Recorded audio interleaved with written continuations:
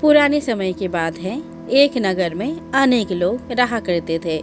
वे दिन भर अपने अपने कर्मों में व्यस्त रहा करते थे। किसी को किसी से कोई मतलब नहीं रहता था। लेकिन धीरे धीरे उस नगर में भक्ति भाव, धर्म, दया और परोपकार कम हो गया और नगर में बुराइयां तथा पाप बढ़ने लगा। वहाँ के लोग चोरी, डकैती, लूटमार, जुआ खेलना, शराब का सेवन और अन्य बुरे कर्म करने लगे। लेकिन अभी भी नगर में कुछ अच्छे और सात्विक प्रकृति के मनुष्य बचे हुए थे। उसी नगर में आनंदी और उसका पति रहा करते थे। आनंदी भक्ति भजन करने वाली, धार्मिक प्रकृति की और संतोषी स्वभाव की स्त्री थी। आनंदी का पति भी संतोषी, सुशील और विवेकशील प्रकृति का था। वह कभी भी बुराई नहीं करते थे और अपना जीवन अच्छे तरीके से व्यतीत कर रहे थे। नगर के सभी लोग आनंदी और उसके पति की गृहस्थी की सराहना करते थे। देखते ही देखते समय बदलने लगा और आनंदी का पति बुरे लोगों से मित्रता कर बैठा। उस पर बुराइयां इस प्रकार हावी हुई कि वह रातों रात करोड़पति बनने के लिए सपने देखने लगा। इसलिए भटककर वह गलत रास्ते की ओर बढ़ गया। वह अमीर बनने के लिए जुआ खेलने लगा और धीरे धीरे शराब, चरस, गांजा आदि बुरी चीजों का सेवन करने लगा। इस प्रकार उसने अपनी मेहनत से कमाया हुआ जीवन भर का रुपया पैसा भी गंवा दिया और उसकी हालत भिखारी की तरह हो गई। आनंदी को अपने पति की इन आदतों पर बहुत दुख हुआ, किंतु वह भगवान पर भरोसा रखकर सब कुछ सहने लगी। अब आनंदी अपना पूरा समय भगवान की भक्ति और भजन करने में बिताने लगी। एक रोज दोपहर के समय उनके घर पर कोई आया। जब आनंदी ने दरवाजा खोला तो देखा कि एक बुढ़िया माई खड़ी है। जब आनंदी ने बुढ़िया माई को देखा तो वह अचंभित रह गई। उस बुढ़िया माई के चेहरे से अलौकिक तेज झलक रहा था। उसकी आंखों से मानो अमृत बह रहा हो और उसका चेहरा करुणा और प्यार प्रदर्शित कर रहा था। उस बुढ़िया माई को देखते ही आनंदी के मन में अनंत शांति छा गई और उसका मन आनंदित हो उठा।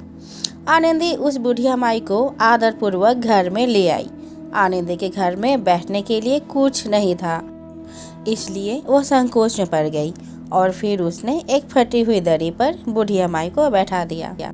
आसन पर बैठने के बाद बुढ़िया माई ने कहा कि आनंदी, मुझे पहचाना नहीं?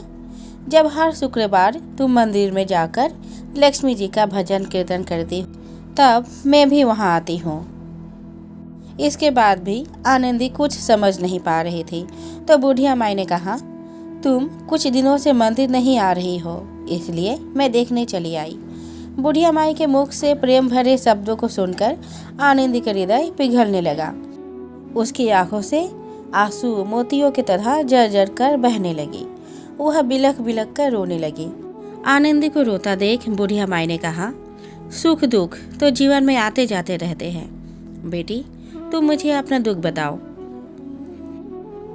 माँ जी की बातों से आनंदी को मजबूती मिली और उसने अपने सारी व्यथा माँ को बता दी।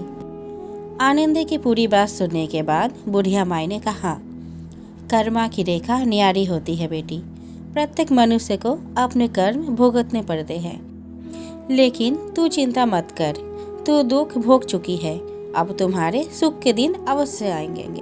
तू तो माँ लक्ष्मी जी का भक्त है। माँ लक्ष्मी जी प्रेम और करुणा के अवतार है। लक्ष्मी माता हमेशा अपने भक्तों पर ममता और दया दृष्टि रखती है, इसलिए तो धीरज रख, लक्ष्मी माता का व्रत कर, इससे सब कुछ ठीक हो जाएगा। आनंदी के पहुंचने पर बुढ़िया माई ने उसकी व्रत की विधि भी बताई और कहा, बेटी, माँ लक्ष्मी जी का व्रत करना बहुत आसान है। लक्ष्मी माता के व्रत को वरद लक्ष्मी व्रत या बेभव लक्ष्मी व्रत भी कहते हैं। इस व्रत को करने से मनुष्य के सभी मनोकामनाएं पूर्ण होती है। व्रत करने वाली को और उसके परिवार को सुख, संपत्ति, धन और यश की प्राप्ति होती है।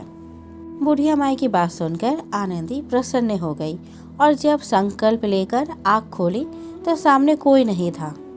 आनंदी आश्चर्यचकित हो गई कि बुढ़िया माई कहाँ गई। उसे यह समझते देर न लगी कि बुढ़िया माई ही साक्षात लक्ष्मी जी थी। अगले दिन शुक्रवार को आनंदी प्रातःकाल जल्दी उठकर स्नान करके स्वच्छ कपड़े पहनकर माँ जी द्वारा बताई गई विधि से व्रत पूर्ण की और प्रसाद का वितरण किया। आनंदी ने जब अपने पति को प्रसाद दिया तो प्रसाद को खाते ही उसके पति के स्वभाव में परिवर्तन होने लगा। उस दिन उसके पति ने लड़ाई झगड़ा भी नहीं किया। उसका पति धीरे धीरे पहले की तरह एक अच्छा आदमी बन गया।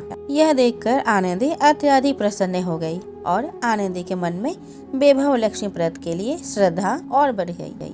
आनंदी ने पूर्ण श्रद्धा भाव से 21 शुक्रवार तक वैभव लक्ष्मी व्रत किया।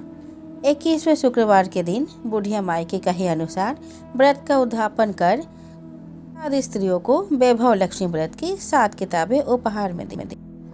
इसके बाद माताजी की धन लक्ष्मी स्वरूपा छवि को वंदन किया और मन ही मन प्रार्थना करने लगी।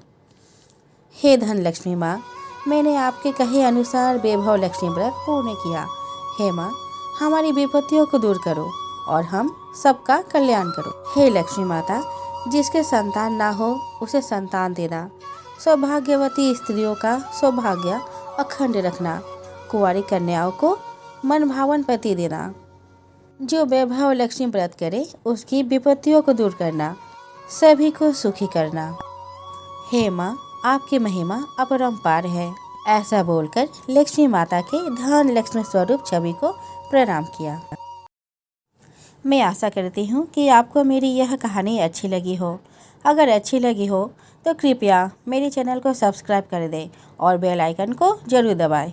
धन्यवाद।